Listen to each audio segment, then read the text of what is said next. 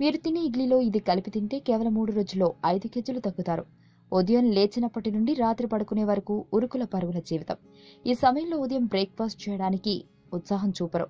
ఏకంగా మధ్యాహ్న భోజనానికి ఆసక్తి చూపుతున్నారు. కానీ ఇలా చేయడం వల్ల పలు సమస్యలు ఏర్పడతాయని పరిశోధకులు హెచ్చరిస్తున్నారు.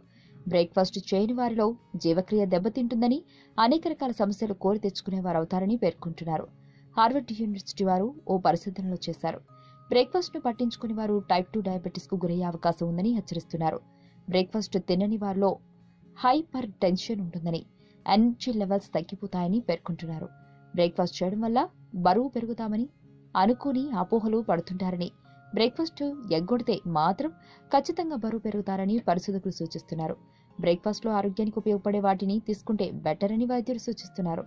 ఇదిగో అలా పరిశోధకులు చెప్పినట్లు ఆరోగ్యకరమైన ఆహారం తీసుకోవాలనుకునే వారికి ఈ ఇడ్లీలు బెస్ట్ ఆప్షన్. ఎందుకంటే రుచికి అలవాటు పడిన నాలుక ఏ టేస్ట్ దొరకకుంటే ఆరోగ్యకరమైన ఆహారం తీసుకునేందుకు మొరాయిస్తుంది. అదే రుచితో పాటు హెల్తీ బెనిఫిట్స్ ఉంటే ఇక అంతకంటే కావాల్సిందేముంది. అటువంటి ఆహారాల్లో ఓట్స్ ఇడ్లీ ప్రధానమైంది. ఇది మల్టీ న్యూట్రియంట్స్ గుణాలను కలిగి ఉండటమే కాకుండా శరీరాన్ని ఫిట్గా ఉంచుతుంది. శరీరానికి కావలసిన విటమిన్, మినరల్స్, అధిక మొత్తంలో ఫైబర్లను కలిగి ఉండటం ఓట్స్ ఇడ్లీ ప్రత్యేకత. శరీర బరువు తగ్గించుకోవాలనుకునేవారు ఎక్కువ సమయం పాటు ఆకలి అవ్వకుండా ఉంచి తక్కువ ఆహారం తీసుకునేలా ప్రోత్సహించే ఆహార పదార్థాలను మాత్రమే తీసుకోవాలి. అందులో ఓట్స్ ఇడ్లీ ఫస్ట్ ప్లేస్ లో ఉంటుంది.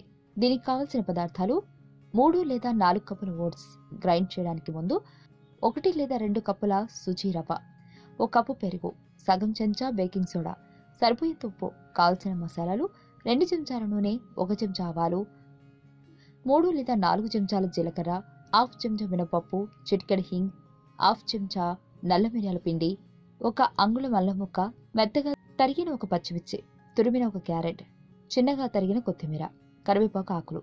తయారు చేసే విధానం: ఓట్స్ ను పెనంపై వేయించి తర్వాత వీటిని గ్రైండ్ చేయండి.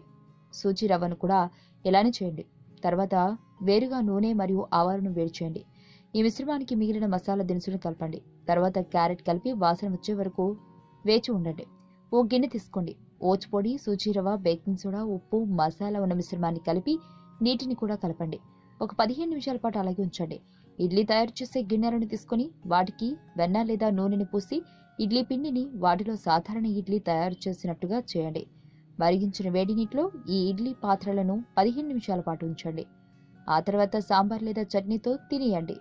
ఆరోగ్యవంతమైన జీవితం కోసం మనం పాటించాలి కొన్ని నియమాలని. చిన్ని చిన్ని చిట్కాలతో చింతలేని జీవితాన్ని ఎలా గడపాలి అనే దానికి వీక్షిస్తూనే ఉండండి మన ఆరోగ్యం యూట్యూబ్ ఛానల్. మరిన్ని ఆరోగ్య సూత్రాలకు సబ్స్క్రైబ్ చేసుకోండి.